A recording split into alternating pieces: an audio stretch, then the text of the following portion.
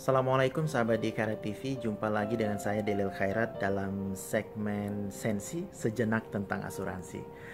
Beberapa hari yang lalu di media-media Indonesia kita melihat berita bahwa pemerintah Republik Indonesia dan DPR telah menyepakati untuk mengucurkan dana 22 triliun rupiah untuk penyelamatan PT Asuransi Jiwasraya Persero.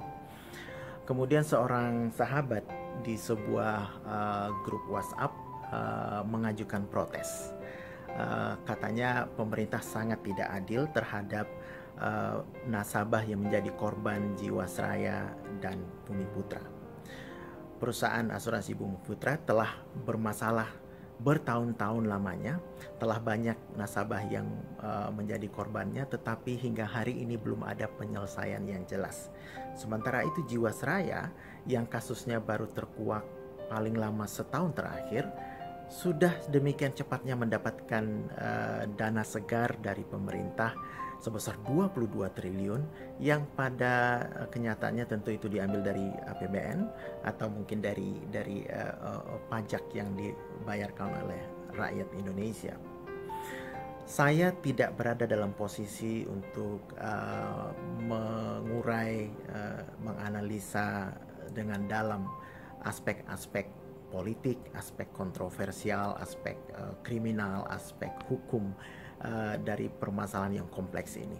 Tetapi saya bisa katakan bahwa ada satu faktor yang setidaknya berkontribusi pada perbedaan tindakan atau kecepatan tindakan yang diambil pemerintah dalam menyelesaikan permasalahan dua perusahaan asuransi besar ini. Faktor itu adalah bentuk badan usaha. PT Asuransi Jiwasraya Persero adalah BUMN, badan usaha milik negara. Artinya perusahaan yang dimiliki oleh pemerintah Republik Indonesia, jadi negara merupakan pemegang saham dari PT Jiwasraya. Dengan demikian tentu sudah menjadi kewajiban bagi pemerintah sebagai pemegang saham untuk memastikan bahwa perusahaan ini sehat walafiat, dapat memenuhi segala janjinya, melakukan pelayanan seperti yang dijanjikan kepada nasabahnya. Apabila ada masalah, maka tanggung jawab pemegang saham juga untuk menyelesaikan masalah itu. Walaupun Anda mungkin berargumen bahwa menurut Undang-Undang Perseroan Terbatas, semestinya kewajiban atau liabilitas pemegang saham adalah terbatas pada jumlah saham yang disetorkannya. Tetapi kan ini pemerintah. Pemerintah tentu tidak bisa kehilangan muka, membiarkan Jiwasraya bangkrut, kemudian nasabahnya ditinggalkan begitu saja tanpa penyelesaian yang memuaskan. Apabila itu dilakukan, tentu akan ada pengaruh yang sangat drastis terhadap kepercayaan publik kepada pemerintah. Oleh karena itu, pemerintah mengambil tindakan cepat. Adapun asuransi Bumi Putra, bentuk badan usahanya adalah bukan PT, bukan perseroan terbatas, bukan juga milik negara. Jadi asuransi Bumi Putra, nama lengkapnya adalah Asuransi Jiwa Bersama Bumi Putra. Asuransi jiwa bersama atau dengan kata lain disebut juga sebagai asuransi jiwa mutual.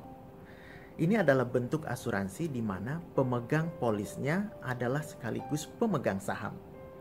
Dengan kata lain, pemilik perusahaan Bumi Putra, asuransi Bumi Putra pada dasarnya adalah para nasabahnya. Jadi ini clear.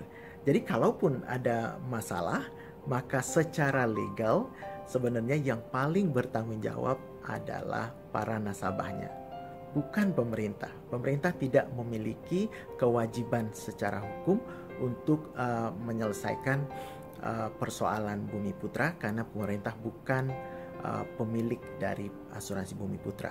Tentu hal ini sangat menyederhanakan persoalan karena kedua persoalan perusahaan asuransi ini sangat kompleks. Dan saya setuju apabila Anda mengatakan bahwa bagaimanapun pemerintah tidak bisa melepaskan tanggung jawab dari menyelesaikan asuransi Bumi Putra. Tapi paling tidak melalui segmen singkat ini Anda bisa melihat bahwa ada perbedaan signifikan dari bentuk usaha dari kedua perusahaan asuransi ini yang sedikit banyaknya berpengaruh pada bagaimana pemerintah mengambil tindakan dalam penyelesaiannya. Demikian saja, semoga bermanfaat. Stay safe, stay healthy. Wassalamualaikum.